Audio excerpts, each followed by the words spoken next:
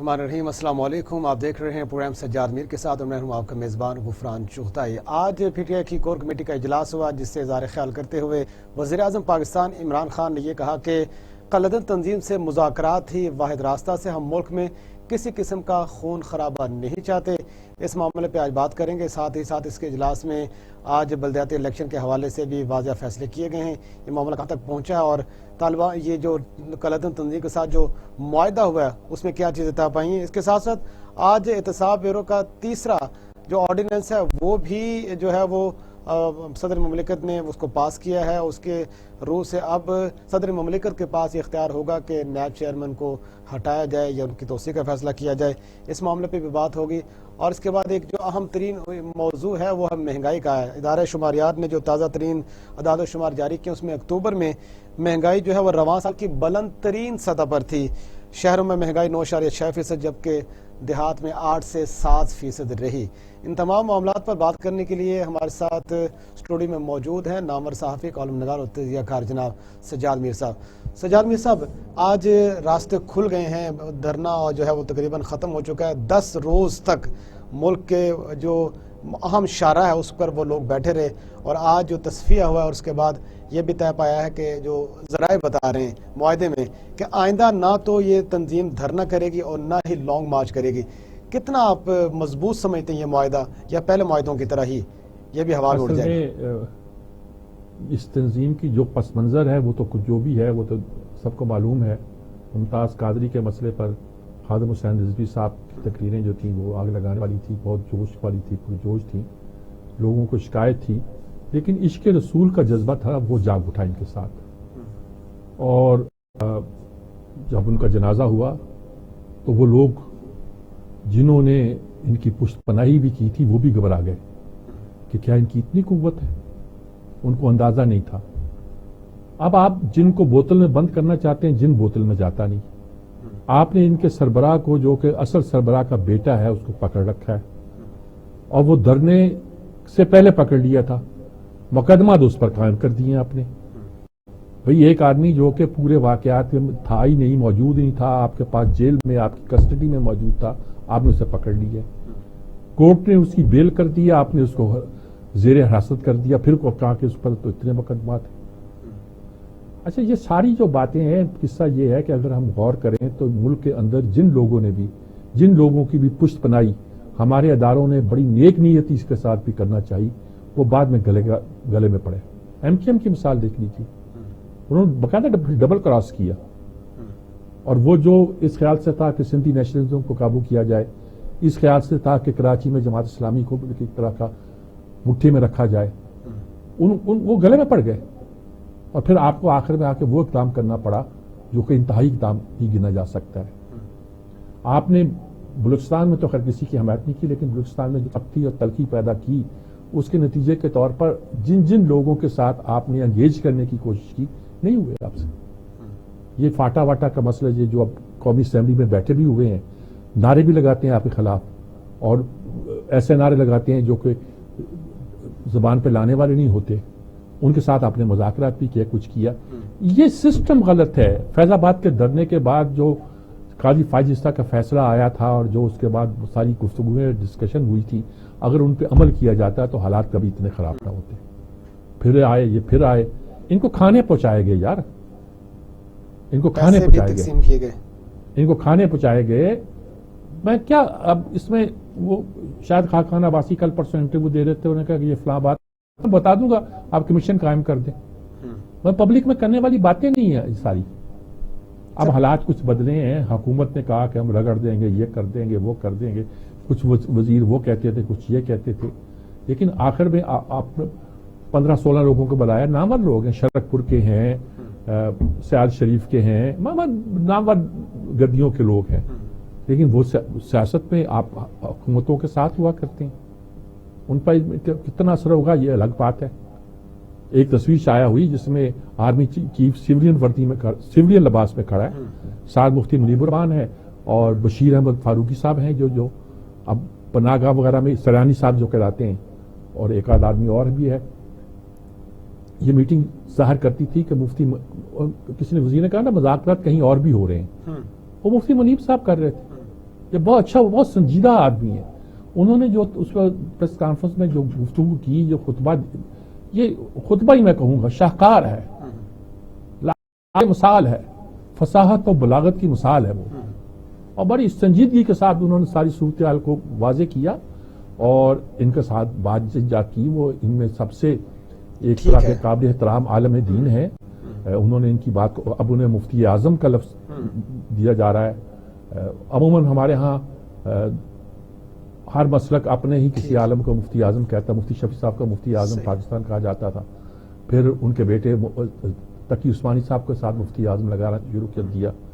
اب انہوں نے مفتی مجیب الرحمان صاحب کے ساتھ، لیکن انہوں نے بڑی ہی شرافت متانت کے ساتھ ان سے بات کی ہے اور معاملے کو طے کرنے کی کوشش کی ہے. میر صاحب، یہ معاملہ اور یہ جو معاہدہ کتنا مؤثر ہوگا اور اس کی شرائط، ان کی تفصیلات کیا ہیں؟ ہمارے ساتھ مذہبی رہنما موجود ہیں جناب ضیاء نقشبندی صاحب، ان سے جاننے کی کوشش جی. کریں. ضیاء الحق نقشبندی صاحب جو ہیں یہ بہت قریب ہیں لوگوں کے، مفتی منیب صاحب کے بھی قریب ہیں، دوسرے لوگوں کے بھی قریب ہیں اور ان لوگوں کو بھی وہ اچھی طرح جانتے ہیں. اس پورے دھرنے میں بیٹھے ہیں، اگرچہ ان کا مزاج بڑا معتدل اندانہ ہے، تو ان سے پوچھتے ہیں یہ کیا کہتے ہیں. السلام علیکم ضیاء الحق صاحب. وعلیکم السلام سر، بہت شکریہ سر، آپ کی مہربانی. ضیاء الحق صاحب، کیا صورتحال ہے، کیا نقشہ ہے؟ میں نے مفتی منیب صاحب کو فون کیا، وہ تھکے ہوئے سو گئے تھے تو ان سے تو خیر بات نہیں ہو پائی. ابھی وہ کراچی پہنچے تھے، تو آپ کیا آپ کی انفارمیشن کیا ہے، کیا کہتے ہیں آپ، کیا صورتحال ہوئی ہے؟ بسم اللہ الرحمن الرحیم. میرا خیال ہے کہ مفتی صاحب کے آنے سے اس معاہدے میں سنجیدگی بھی پیدا ہوئی ہے اور دونوں اطراف میں پتہ چلا ہے کہ بھئی اب اگر خدا نخواستہ تحریک لبیک اپنی چیزوں سے پیچھے ہٹے گی تو تحریک لبیک کے پاس آئندہ اور کوئی ایسی ڈیمانڈ باقی نہیں بچے گی کہ کوئی گارنٹی دے سکے. دوسری طرف اہل سنت و جماعت کے اندر اس وقت مفتی منیب الرحمان صاحب سے بڑا بندہ کوئی نہیں. تو نیکسٹ ٹائم اگر گورنمنٹ نے معاہدہ پورا نہ کیا، جو باتیں ہوئی ہیں، تو آئندہ اگر ڈرنا ہوا تو پھر خدا نخواستہ زیادہ خون خرابہ ہو سکتا ہے. اس لیے میرا خیال ہے گورنمنٹ اور تحریک لبیک دو انتہاؤں کو چھو چکی ہے.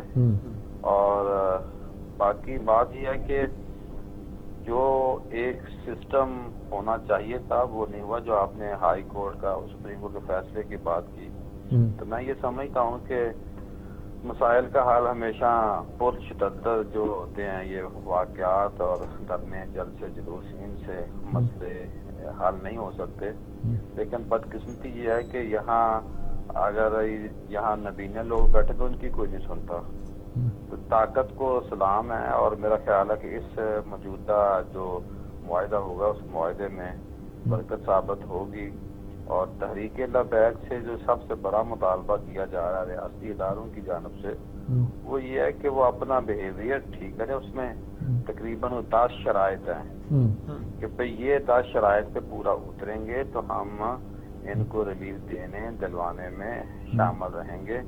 لیکن اگر یہ اپنے رویے کو پازیٹیو نہیں کرتے، ایک سیاسی رویہ نہیں بناتے، تو پھر مسائل. آپ کیا خیال ہے؟ آپ ان لوگوں کو جانتے ہیں، سمجھتے ہیں، یہ بات مان جائیں گے؟ اب یہ ظاہر ان کو کہ اب ایسا مطالبہ نہیں جس کے لیے یہ مظاہرہ کریں، دھرنا دیں، سیاسی میدان میں کام کرنا چاہتے ہیں کریں، ان کا ووٹ بینک ہے، یہ کچھ سیٹیں 4 جیتیں، اسمبلی میں آئیں اور اپنی طاقت دکھائیں. تو کیا لگتا ہے آپ کو کہ ہے کوئی پیچھے؟ مولانا سعد رضوی صاحب جو ہیں وہ ہمارے چھوٹے بھائی ہیں اور ان کو میں بچپن سے جانتا ہوں، کیونکہ مولانا خادم رضوی صاحب کے ساتھ شروع دنوں میں کافی کام کرنے کا موقع ملا جب ابھی ایز اے لیڈر ہوئے نہیں تھے. میں ان کو تحریک فدائیہ نے ختم نبوت میں لے کے آیا تھا اور پنجاب کا امیر بنایا تھا. 2 ساتھی ہمارے اور تھے، مولانا صلاح الدین سعیدی صاحب اور افضل رشید نقشبندی. میں اس پہ کالم بھی لکھ رہا ہوں، کل میں لکھوں گا، پرسوں آئے گا. تو بات یہ ہے کہ اب میرا خیال ہے سعد رضوی بہت سمجھدار ہو چکا ہے. اور جب یہ خادم رضوی صاحب کا انتقال ہوا تھا تو میں نے کوئی 6-7 ملاقاتیں ان سے کی تھیں اور کچھ گزارشات بھی پیش کی تھی اور انہوں نے اس کو اوکے کیا تھا. لیکن ناموس رسالت عشق رسول جو ہے وہ ہمارے اہل سنت کی ایک گٹی میں کہہ لیں، اور یہ جو ایک بڑے گروہ کی صورت میں بھی لوگ ملے ہیں. تو میں یہ समझता हूँ, कहना चाहता हूँ कि अगर भाई ये जो पीर हैं, जो मशाइख हैं, जो दरगाहों के सजादा नशीन हैं, जो मदारस के मुर्तमिम हैं, इन्होंने अगर अपनी जिम्मेदारियां पूरी की होती तो फिर ये तहरीक लब्बैक का वजूद ही पैदा ना होता। तो मैं ये समझता हूँ कि ये तहरीक लब्बैक के अंदर वो सताए हुए लोग हैं, मशाइख की तरफ से, दरगाहों की तरफ से, मदारस की ऐसे लोग, और जो सियासी हमारी जमातें हैं अहले सुन्नत की, उन्होंने काम नहीं किया, जिसमें जमीयत उलमा पाकिस्तान का बड़ा नाम है। तो अगर ये काम करते तो इस धरने में और तहरीक लब्बैक के वजूद में पैदा नहीं होना था। तो आइंदा मेरा ख्याल है अब एक हकीकत है, और मैं ये समझता हूँ कि ये आखिरी मौका है तहरीक लब्बैक के पास भी, अगर अपने आप को सियासी एक्टिव रखेंगे, इसमें बिल आखिर जो फायदा है वो तहरीक लब्बैक का ही है। ये बात आप दुरुस्त कह रहे हैं, लेकिन ये है कि इस बार गारंटर कौन है? मुफ्ती मुनीब साहब तो जो गारंटी दे रहे हैं वो इसलिए दे रहे हैं कि उनकी फोटो भी शाया हुई है, आर्मी चीफ के साथ हैं। रियासत की एक ताकतवर शख्सियत है, वो इस मुआहदे की गारंटी है मुफ्ती मुनीब। तीसरा चौथा बंदा इसमें कोई नहीं है, और बाकी बस आप कह लें कि वो प्रेस कॉन्फ्रेंस के लिए एक फेस के तौर पे हैं। जो आर्मी चीफ साहब हैं, आप चीजें सारी खोलती हैं, तो आर्मी चीफ साहब ने शुरू दिन से कहा कि ऐसा नहीं होना चाहिए, और मेरा ख्याल है ये धरना जो है यहाँ ही खत्म हो जाना चाहिए था, मुल्तान रोड पे ही। और दूसरी बात ये है, सबसे जो अहम बात है जिस पे मीडिया खास तौर पे बददियानती का मुजाहरा कर रहा है, जो सफीर की है ना कि जी सफीर वापस नहीं जाएगा, वो पेश किया जाएगा, तो वो मुआहदा एक खादिम रिजवी साहब की मौजूदगी में हुआ था, और उस पे तहरीक लब्बैक ने वो आप पार्लियामेंट में करारदाद ले आए, हमें वो मंजूर जो फैसला भी हो। अब सिर्फ और सिर्फ जो डिमांड थी मौलाना साद रिजवी की रहाई की थी, तो मैं ये समझता हूँ कि जब हाई कोर्ट की तरफ से उनको रहा कर दिया गया था, पर ये सुप्रीम कोर्ट में चले गए, वो भी सुप्रीम कोर्ट में चले गए। अव्वल तो गवर्नमेंट को ही रहा कर देना चाहिए, इन्हीं के जो मुल्क का नुकसान हुआ है, जानों का नुकसान होता है, हमारी महंगाई, बेरोजगारी, हर चीज जाम हो जाती है।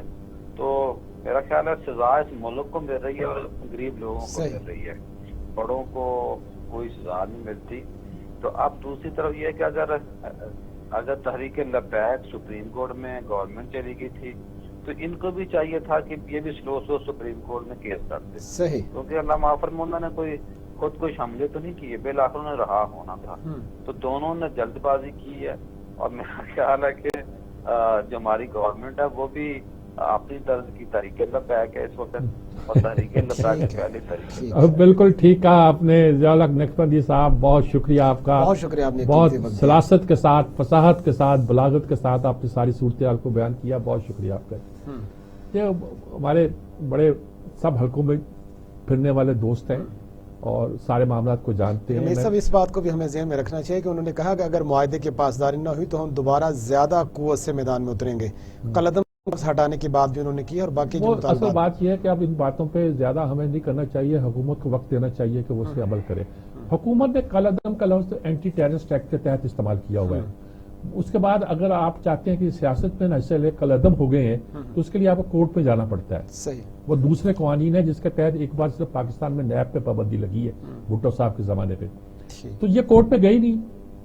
वो इलेक्शन लड़ सकते हैं, उनके मेंबर आज भी असेंबली में है, वो आज भी खड़ा कर सकते हैं अपने टिकट पर। तो क्या कलदम होगी फिर? अगर वो इलेक्शन कमीशन में रजिस्टर्ड है तो कोई कलदम नहीं होती। सही, तो ये है कि आपने जो कानून है उसका इस्तेमाल कर लेते हैं, कानून का इस्तेमाल भी सही नहीं आता आपको, मैं क्या कह सकता हूँ इससे ज्यादा। ठीक है साहब, एक और मामले पे बात करनी है कि कौमी इंतखाब ब्यूरो का तीसरा ऑर्डिनेंस आज सदर मुमलिकत ने मंजूरी दी है उसके तहत अब सुप्रीम जुडिशल कमीशन के बजाय सदर मुमलिकत के पास इख्तियार होगा नैब के चेयरमैन को बनाने का या हटाने का।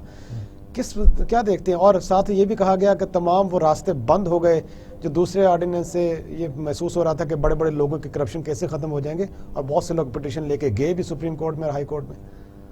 देखिए बात यह है ना कि कहा जा रहा था कि ये कोशिश ये कर रहे हैं कि जिन लोगों पर मुकदमे कायम हैं वो तो मुकदमे चलते रहे, वो तो फंस गए, हमारा कोई बंदा ना फंसे। अब آنے والے دنوں میں نہ ہو. یہ الزام تھا نا, وہ آپ نے ثابت کر دیا. آپ نے ثابت کر دیا کہ جن پہ مقدمات ہیں وہ چلیں گے. اچھا, دوسری طرف سے آپ نے یہ کر دیا کہ یہ کا سپریم جوڈیشل کونسل آپ نے کہا صدر کا, یعنی کہ ایک لگا بھی ہم نے دیا ہے, ہٹا بھی ہم سکتے ہیں. اس سے وہ عہدہ کمپرومائز ہوتا ہے. اس عہدے کی تو ایک سپریم کورٹ کے فیصلے کے تحت یہ طے ہوا تھا کہ اس کے جو سربراہ ہے وہ ایسا شخص منتخب ہونا چاہیے جو اپوزیشن حکومت دونوں کو قابل قبول ہو. ٹھیک ہے میر صاحب, اس معاملے میں جو لیگل اوپینین کیا ہے اس کے لیے ہمارے ساتھ موجود ہیں جسٹس ریٹائر ناصرت جاوید اقبال صاحبہ. جج صاحب ہمارے ساتھ موجود ہیں, بہترین بہت اچھی طرح وہ احتیاط کے ساتھ رائے بھی دیتی ہیں اور گہرائی میں جا کے رائے بھی دیتی ہیں. ان سے بہتر کون سمجھ سکتا ہے. ہم تو ٹمک ٹوکیاں سیاسی طور پر مارتے رہتے ہیں نا کہ یہ ہو گیا تو یہ ہو گیا. سر لائن پہ موجود ہے. جی السلام علیکم. جی السلام علیکم, کیسے ہیں آپ؟ اللہ کا شکر ہے جی. بس میں پوچھنا یہی چاہ رہا ہوں کہ یہ جو آج آرڈیننس پہ آرڈیننس آیا ہے, ہم شریف الدین پیرزادہ کو بہت برا کہا کرتے تھے, لیکن شریف الدین پیرزادہ اگر کوئی قانون بنا دیتا تھا تو قانونی طور پہ مضبوط ہوتا تھا. یہ کیسی ٹیم ہے, بار بار قانون بناتی ہے, بار بار امینڈ کرتی ہے. آرمی چیف کے مسئلے پہ انہوں نے یہ کیا.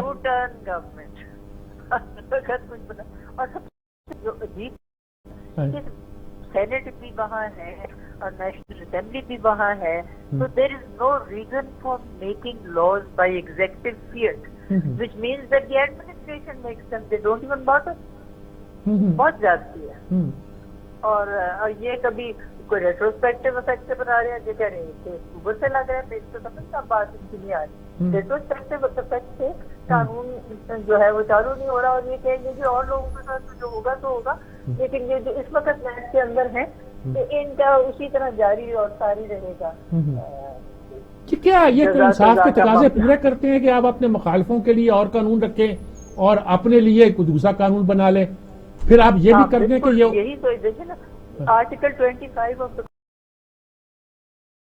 نہیں ہونا چاہیے. اب جو کسی کے لیے کچھ ہے اور کسی کے لیے کچھ ہے, وہ قانون جو ہے دیٹ از انٹینبل. اب پتہ نہیں سپریم کورٹ میں کون جائے گا اور اس کا کیا نتیجہ ہوگا. اور یہ سب سے بڑی بات یہ ہے کہ جو چیئرمین نیب, اس کو سپریم جوڈیشل کاؤنسل میں نہیں لے جا سکتے. امپیچمنٹ ہو ہی نہیں سکتی, چاہے وہ کیسا بھی ہو. صدر کا جب دل کرے اس کو رکھ لے, جب دل کرے اس کو نکال دے. بنسکل اور آربیٹری قسم کے جو ہے نا conduct, this doesn't become a government. اور یہ دیکھیں یہ جو سب سے بڑی جو آج کی جو خبر ہے کہ وہ ان کے ساتھ پی ایل پی کے ساتھ انہوں نے معاہدہ کر دیا اور کسی کو پتہ ہی نہیں کہ اس معاہدے میں ہے کیا. یہ آج آپ کا موضوع تو نہیں ہے, لیکن یہ تو بڑی اہم خبر ہے کہ یہ کیا کر رہے ہیں. Nobody knows. Transparency is what is to be provided. ہر حکومت کو ٹرانسپیرنسی, ہر کام جو ہے نا شفاف کرنا. شفافیت کا تو کوئی نام نشان ہی نہیں. تو کیا پھر یہ کیا دیکھیں نا, یہ جو نیب کے بارے میں کہتے تھے کہ شفاف ہونا چاہیے, قانون کے انصاف کے مطابق ہونا چاہیے, انڈیپینڈنٹ ادارہ ہونا چاہیے. شفافیت تو اس میں ہے ہی نہیں. جس میں جب ہر ایک کے لیے بکھرا بکھرا یا علیحدہ علیحدہ ہے, اس میں کون سی شفافیت. یہ تو نہیں کہ کسی اور کے لیے کوئی نظام, کسی کے لیے کوئی نظام, اور جس کے ساتھ جو لگانا چاہے وہ لگا لے.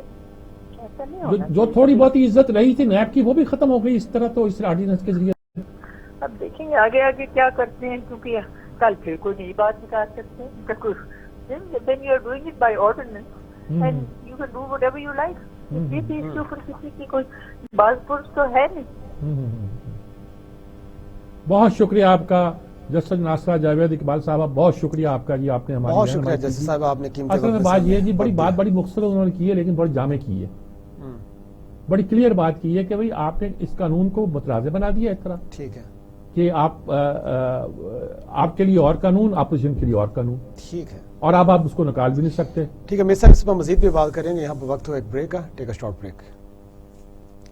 پورا سجاد میر کے ساتھ ایک بار پھر خوش آمدید. میر صاحب, ایک تو اس کے لیگل پہلو تھے جس پہ ہم نے بات کی. اب یہ ہے کہ حکومت کی جانب سے پہلے بھی کہا گیا تھا جو کرپٹ لوگ ہیں, اگر اس دوسرے آرڈیننس سے اگر ان سے کوئی فائدہ ہو سکتا تھا اس کا راستہ ہم نے بند کیا, جس میں زرداری صاحب کا نام, جس میں نواز شریف کا نام, جس میں نواز کا نام, خاقان عباسی کا نام بھی موجود ہے. دوسروں کے کرپٹ لوگوں کے لیے راستہ بند کیا ہے, آپ نے کرپٹ لوگوں کے لیے کو ہم نے این آر او دے دیا. سر اس کو آپ نیک نیتی دیکھتے ہیں یا واقعی ان کا یہ اس میں ابہام تھا پہلے آرٹیکل؟ بھائی نیک نیتی اس میں کیا ہے, آپ قانون بناتے ہیں, اپنے لوگوں کو بچا رہے ہیں.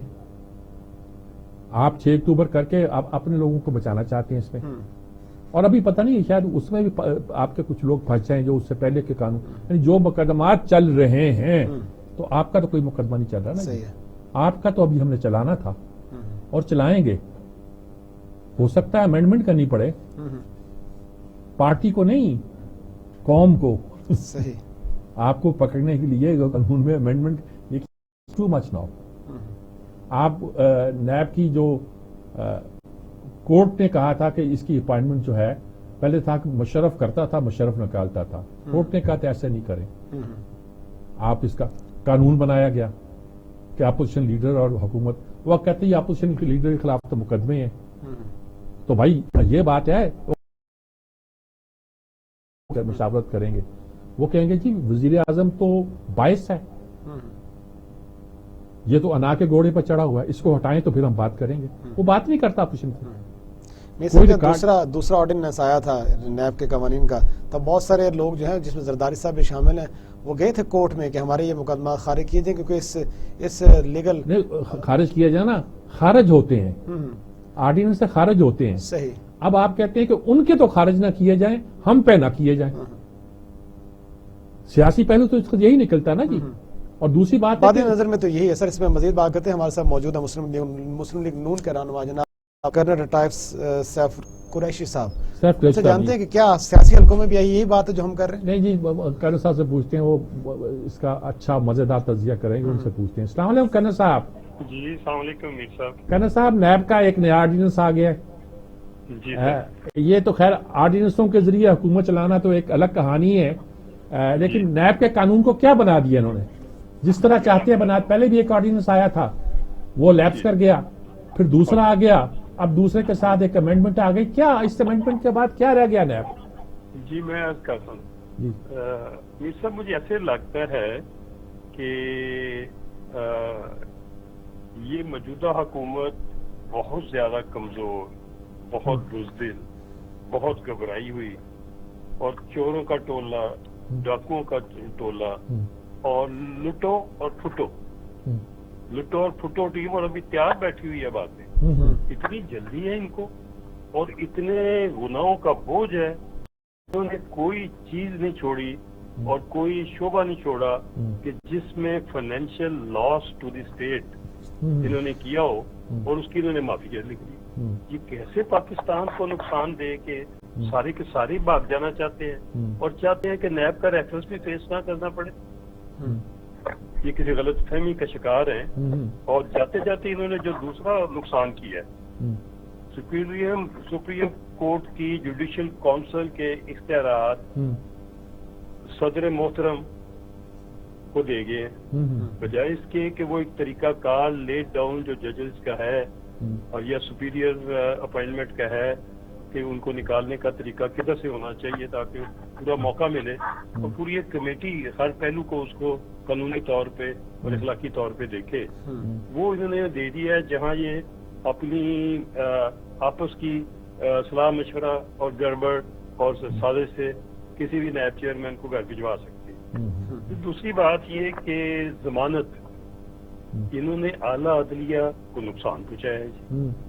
جو ضمانت بیل ہائی کورٹ لیا کرتا تھا، سپریم کورٹ تک اس کی اپیل ہوا کرتی تھی، انہوں نے وہ ضمانت اٹھا کے احتساب کورٹ کے جج پہ ختم کر دی ہے، اور نہ صرف ختم کر دی ہے بلکہ اس ضمانت کے ساتھ انہوں نے شرط رکھی ہے کہ وہ پیسے مقرر کرے گا. پریفریبلی وہ ٹوٹل رقم دے، اگر نہیں دے سکتا تو وہ انہوں نے اس جج کو اختیار دیا ہے کہ وہ پیسے مقرر کرے کہ بیل دینے کے لیے وہ کیا ادائیگی کرے گا اور بیل ملے گی. اس کا سسٹم سارے کا سارا کمپرومائز کر دیا. پھر جب چیزوں کو کھانے اور کھلانے پہ آئے ہیں تو پھر انہوں نے سب ٹیکس اور تمام وہ معاملات، مالی معاملات اور مالی ایسٹس جس سے ملک چلتا ہے، ان کے اندر جتنا نقصان انہوں نے کیا ہوا ہے، جو گڑبڑ کی ہے، جو بے ایمانیاں کی ہیں، ان تمام کو انہوں نے نکال دیا ہے، تو وہ زد میں نہیں آئی. اور پھر جو گورنمنٹ کے اسٹیٹ بینک سے ریفنڈ دیتے رہے بلینز کے حساب سے، اس ریفنڈ کو بھی نکال دیا. ایک اور بڑی انٹرسٹنگ چیز کی ہے کہ जो फ्रंट मैन इन्होंने रखे हुए थे अपने, सारा कुछ बारों बार तय करके भाग जाने वाले और पैसे लेने वाले, उन तमाम की माफी करा दी कि जब तक बंदा पब्लिक सर्वेंट का अजीज रिश्तेदार ना हो आप उसको नायब में ट्राई नहीं कर सकते। और फिर किया क्या है, तमाम कुछ उठा के उनको बैंकिंग कोर्ट के हवाले कर दिए। भाई बैंकिंग कोर्ट के हवाले तो वो तो 20-20 साल बैंकिंग कोर्ट के केस खत्म नहीं होते, और बैंकिंग कोर्ट में केस जाने के लिए स्टेट बैंक के गवर्नर की एनओसी चाहिए होती है। वो तो हजारों की तादाद में लोग लूट के ले गए और स्टेट बैंक का गवर्नर एनओसी नहीं देता, वो केस नहीं चलते। तो ये सारा सिलसिला, और फिर ये देखिएगा इसमें वो भी माफ कि जिसने नदीम बाबर ने, जबकि $16 के ऊपर तेल था और सारी दुनिया थी, और मैं बताते खुद रिपोर्ट लिख के रोजाना भेजता था कि ये टाइम है कि आप आगे तेल बुक कर लो, आप हेजिंग कर लो। सारी दुनिया ने की, और वो अपने सारे के सारे कर्जे क्लियर कर गए और मुल्क की इकोनॉमी बेहतर कर गए। $16 के उसने जाती तौर पे की, मगर गवर्नमेंट ऑफ पाकिस्तान के तौर पे नहीं। गवर्नमेंट ऑफ पाकिस्तान फंड इकट्ठे करके स्टेट बैंक में रख के नदीम बाबर साहब को ढूंढती रही, और वो ये जा वो जा, उनकी माफी। फिर LNG के सौदों वालों की माफी, फिर उसके बाद चीनी वालों की माफी, पेट्रोलियम के फ्रॉड वालों की माफी, आटा वालों की माफी, दवाइयों वालों की माफी, ये तो सब की माफी करती है। हद ही हो गई है जी। और मुश्तरका मुफादात कौंसिल के डिसीजंस की माफी, और जितने भी डिसीजंस हैं किसी भी कमेटी या सब कमेटी के, कैबिनेट के तमाम डिसीजन, कैबिनेट की सब कमेटियों के और सब कमेटियों के किसी डिसीजन को आप चैलेंज नहीं कर। तो ये तो नैब का कब्रिस्तान बना गए हैं ये साहब, सिर्फ इस खौफ से कि इनको बुलाया ना जाए। तो इनको ये डर, तो मेरा ख्याल है कि इनको ये पता नहीं कि जिन्होंने इनको हाथ डालना है वो तो इस नैब से कोई 10 गुना ज्यादा कानून ले आएंगे। ठीक है, वो कानून अगले दिन ऑर्डिनेंस वो भी जारी कर देंगे, इसमें क्या ऐसी बात, अगर ऐसी बात करनी है। और एक और चीज भी मैं अर्ज करना चाहूंगा, खान साहब के जाती एहसास से 2013 में जो डिक्लेयर हुए 14 मिलियन, 2014 में 80.3 मिलियन, डबल से भी ज्यादा, और 2015 में 1.3 बिलियन। वो 14 मिलियन वाले 1.3 बिलियन हो गए हैं, जबकि बंदा बेरोजगार है, उसकी नहीं है, उसकी कोई एग्रीकल्चर सब्सटेंशियल नहीं है, उसकी कोई नौकरी नहीं है, और इसके दरमियान में जो बहाना किया करते कि मैं बाहर जाके मैचेस की कमेंट्री करता हूँ, वो कमेंट्री भी कोई नहीं, वो तो तकरीरें करते रहे हैं सरकारी मुफ्त की। तो पैसा किधर से आया है, ये कौन दे गया? बिल्कुल ठीक बात है। शुक्रिया आपका कर्नल साहब, बहुत शुक्रिया कर्नल साहब कुरैशी साहब, आपने हमारी बहुत शुक्रिया, आपने वक्त दिया कर्नल साहब कुरैशी साहब। देखें बातों में वजन तो है, वो कहते हैं कि 13 में ये इनकी आमदनी, 14 में ये, 15 में आमदनी बिलियन से ऊपर होगी आपकी असासे। उन्होंने जो अपने असासे जमा करवाए उसमें कोई रिकॉर्ड तो होगा सर? कैसे नहीं होगा, कैसे नहीं होगा, लेकिन पूछना है कि असासे बड़े कैसे। यहाँ आपने उसकी बाजारी कीमतें बढ़ा के लगा दी। आप बनीगाला की जो जमीन है उसको आपने लाखों में शो किया होगा, आपने कहा कि अभी अब वो बिलियंस की है, शायद वो ट्रिलियन की है। 300 एकड़ जमीन है, पहाड़ पूरा है। जी हाँ, पूरा पहाड़ ही उनका है। अगर उसमें तेल निकला है तो पता नहीं क्या कीमत होगी उसकी। ठीक है, लेकिन बहरहाल ये एक ऐसा मसला है। सर अब मामला बाकी सियासी भी हमने किए, कानूनी भी किए, अब मामला जो अवामी है एक, और वो है महंगाई का मामला। इदारे शुमारियात ने जो ताज़ा तरीन अदाद-ओ-शुमार जारी किए उसके मुताबिक अक्टूबर में साल की बुलंद तरीन सतह पे महंगाई है। उन्होंने कहा कि 9.6%, तो देहात में 8.7% तक ये महंगाई है। अवाम तो बिलबिला रहे हैं सर, आप नैब का ऑर्डिनेंस लाएं, आप तरमीम करें, आप धरने वालों को उठाएं बिठाएं, कुछ भी करें, अवाम बेचारी कहाँ जाए। देखिए कहते हैं कि जी ये एक 2-4 दिन में ऐलान करने वाले हैं, जिसे ये गालबन टारगेट सब्सिडी कहा जाता है। टारगेट सब्सिडी है सर। ये जब वर्ल्ड बैंक हमारे यहाँ एक कॉन्सेप्ट उन्होंने डेवलप किया था, मुझे याद है, उसको कारदार स्टेट बैंक के गवर्नर थे ये पीपल्स पार्टी के ज़माने में, उन्होंने ये उस ज़माने में शुरू हुआ। तो मैंने उनसे पूछा कि ये तो जितने इकोनॉमिस्ट थे सब इसकी तारीफ कर रहे थे कि आजकल यही चलता है, जो गवर्नमेंट के साथ थे। ये ऊपर से आती है इंस्ट्रक्शन, कौम को फकीर बनाओ, कौम को बजाय इसके कि इस तरफ लगाओ कि इनिशिएट दे, वो अपने पांव पे खड़ा होना सीखे, वो एंटरप्रेन्योर बने, وہ انڈسٹری کی طرف آئے, وہ چھوٹے موٹے کام ہنرکاری کے خود کرے, اس کی بجائے اسے یہ کہو کہ تمہیں کھانے کو کچھ نہیں ملتا, وہ تمہارے لیے پناہ گاہ بنا رہے ہیں, جو تمہارے لیے دسترخوان سجا رہے ہیں, جو تمہارے گھر پہ کچھ پیسے دے دیں گے, اس پیسے سے تمہیں دالیں سستی مل جائے گی, کچھ اس طرح کی چیزیں. اور یہ جو سارا نظام ہے نا جنگ کے زمانے کا ہوتا ہے, جب راشن کارڈ بھی تھے ہمارے پاس. ہمارے بچپن میں تو ہم نے راشن کارڈ دیکھے ہیں, جب چینی راشن کارڈ پہ ملا کرتی تھی. پھر یہ ہوا کہ چینی راشن کارڈ پہ ملتی تھی. پھر یہ بھی تھا کہ ایک زمانے میں دیکھا کہ چاول دستیاب بھی تھے, وہ بھی راشن کارڈ پہ ملتے تھے. تو اس طرح کا نظام ہمارے ہاں رائج رہا ہے, وہ جنگ کی پیداوار تھا. سر ہمارا معیشت کا میدان جیسے زیر و زبر ہو رہا ہے, اسے تو لگتا ہے کہ معیشت میدان میں جنگ کسی ہی کیفیت ہے. وہ یہی لگتا ہے کہ جنگی حالات ہیں اور ساری قوم اس میں پھنسی ہوئی ہے, الجھی ہوئی ہے. ہر چیز گرتی جا رہی ہے. آپ روز مقابلہ کرتے ہیں علاقائی ملکوں کا, بنگلہ دیش کا, اس کا. اب ڈالر یہاں اتنا گرا ہے, وہاں آپ 12% کی کتنے پرسنٹ گرا ہے, ان کے یہاں 1.2% اور 1.8% گرا ہے. مہنگائی تو آپ کی اس وجہ سے ہوئی ہے کہ ڈالر آپ کے قابو میں نہیں ہے. وہاں آپ نے IMF کا ایک نمائندہ لا کے بٹھا دیا ہے, وہ اس وقت پتہ نہیں باہر کی سیر کر رہا ہے کہ ملک میں ہے, اور ڈالر گرتا جا رہا ہے, اس کو پرواہ نہیں ہے. لبیک کے دھرنے پہ تو آپ نے اپنے وزیر داخلہ کو بڑھا دیا, لیکن اس پہ بھی آپ اسٹیٹ گورنر کو بلاتے ہیں, کہتے ہیں کہ آپ IMF کے پاس لینے گئے تھے, آپ کا وزیر خزانہ پتہ نہیں کہاں ہے, اب وہ مانگتا پھرتا ہے. وہاں کہا گیا کہ ہمارے $1 بلین سے آپ کو کیا بنے گا, پہلے دوست ملکوں سے پیسے لو. سعودی عرب کے پاس گئے, انہوں نے کہا اچھا چلو ڈالو ان کی جھولی میں. مسئلہ یہ نا کہ آپ کن شرائط پہ سارے کام کرتے ہیں. ڈالر کی قیمت کچھ تو تھمی ہے, جب سے سعودیہ نے امداد کا اعلان کیا ہے, وہ $3 ارب, اور پھر تیل بھی ملے گا, تھمی ہے. پھر چونی ٹنی اوپر یہی رہے گا. سر دیکھتے ہیں اوپر جانا شروع ہو جائے گا. معیشت کے میدان میں ان باتوں کی کیا اہمیت اور اس کو کیسے ٹیکل کیا جا سکتا ہے. ہمارے ساتھ موجود ہیں معاشرہ جناب ڈاکٹر قیس صاحب. ڈاکٹر قیس صاحب ہمارے ساتھ موجود ہیں, ان سے جانتے ہیں کہ وہ ان کا کیا نقطہ نظر ہے. ڈاکٹر صاحب السلام علیکم. وعلیکم السلام سر. اچھا یار قیس صاحب, ڈاکٹر صاحب ابھی یہ آیا کہ مہنگائی 9% سے اوپر ہے, دیہاتوں میں 8% سے اوپر ہے, اور ساری روز اسی کا رونا روتے ہیں. آپ کو جب زحمت دیتے ہیں یہی دیتے ہیں. یہ کیا ہو کیا رہا ہے, قابو میں کیوں نہیں آ رہی؟ دیکھیں جی, پہلی بات تو یہ ہے کہ یہ جو آپ نے 9% کا کہا ہے, یہ تو جنرلی جو ہم اس کو منی انفلیشن کہتے ہیں. جو فوڈ انفلیشن ہے جو وہ 15% ہے. وہ جو عام آدمی, غریب آدمی پہ ہے, وہ بہت زیادہ ہے. سر قابو اس لیے نہیں آ رہی کہ ہماری جو اوپر کے طبقے ہیں ان کے پیسے بن رہے ہیں.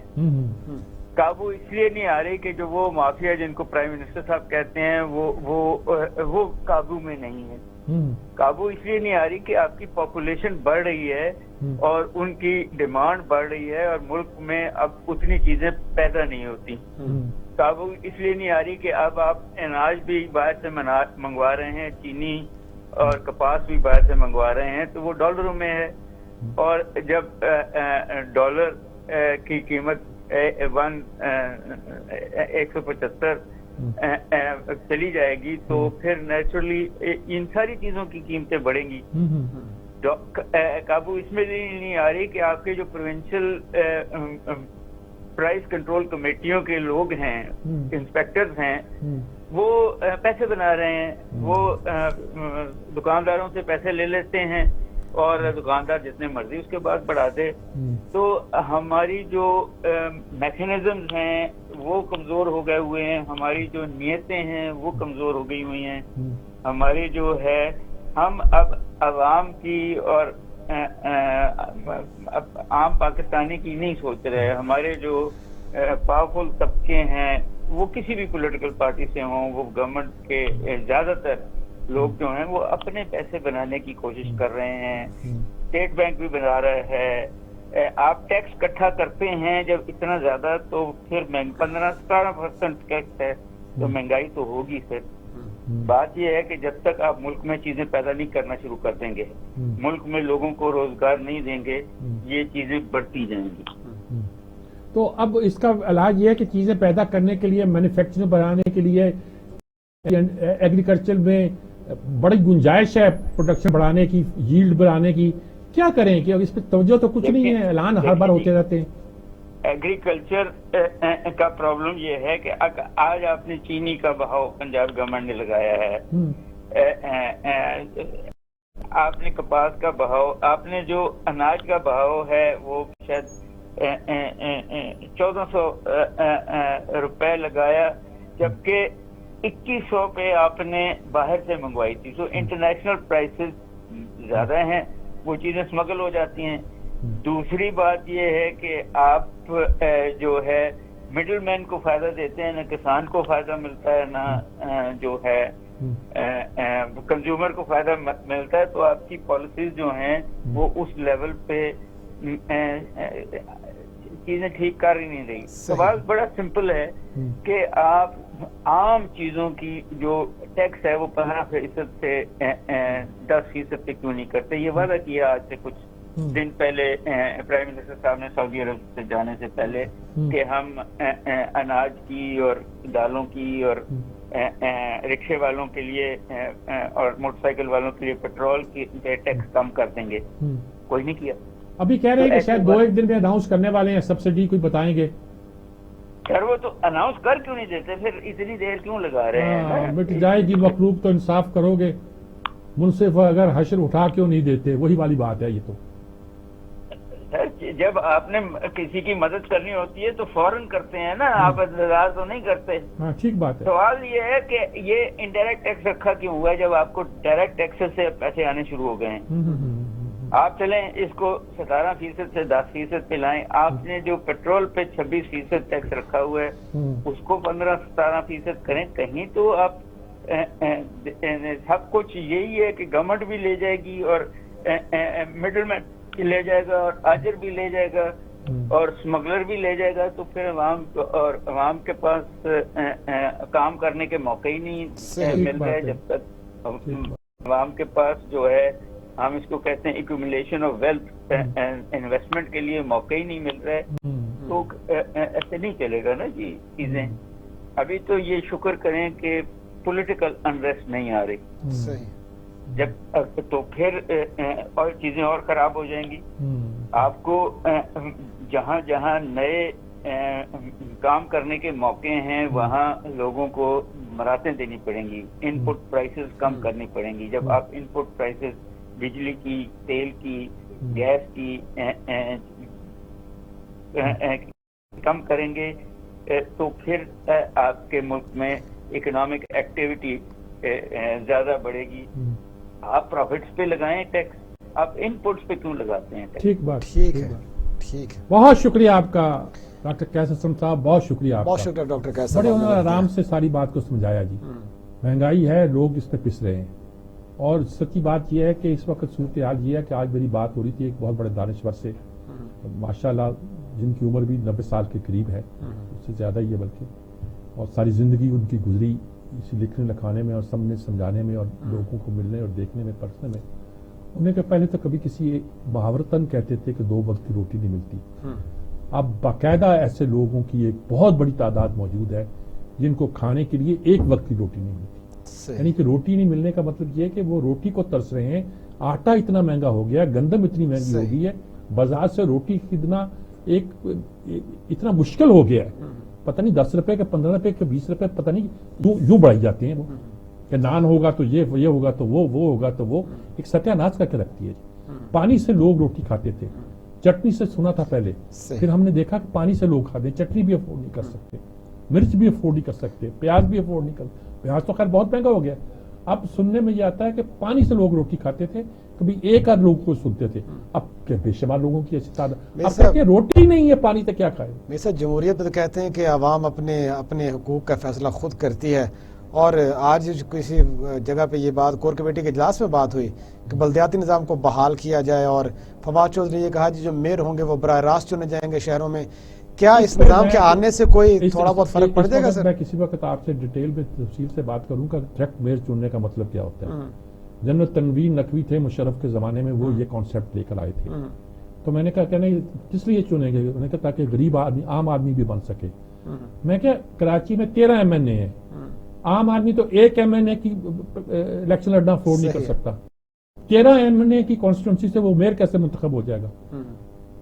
ये भी एक तरह का बिल्कुल मिसनोमर है कि डायरेक्ट इलेक्शन से आम आदमी मुंतखब होकर आ जाएगा। कहने की बात है, कर लें। सर इसके असरात पड़ेंगे हमारे सोशल स्ट्रक्चर पे अगर इसका मतलब ये होता है कि वो इंतखाबात हो जाते हैं? आपके जी वो बिक जाते हैं वो लोग, तो फिर पार्लियामेंट के अरकान भी आप कहते होगे ना बिक जाते हैं, फिर आप सदारती निजाम लाना चाहते हो। हर चीज का एक पहलू होता है, उसकी स्टडी करें। बड़ी अच्छी बात है डायरेक्ट मेयर आए, पावर दें उसको, डायरेक्ट मेयर आए, बनाए उसे। लेकिन जो मेयर वैसे भी आए थे, इनडायरेक्ट तरीके से आए थे, वो भी बड़े पार्टियों ने सोच समझ के भेजे थे। ठीक है मीर साहब, इस पर किसी वक्त फिर तफसीली गुफ्तगू भी करेंगे और छान फटक करेंगे इस मामले की कि हुकूमत चाहती क्या और उसका मकासद क्या। इसके साथ ही अपने मेज़बान गुफरान चौहता के प्रोग्राम से जारमीर से इजाज़त दीजिए। अल्लाह हाफिज़।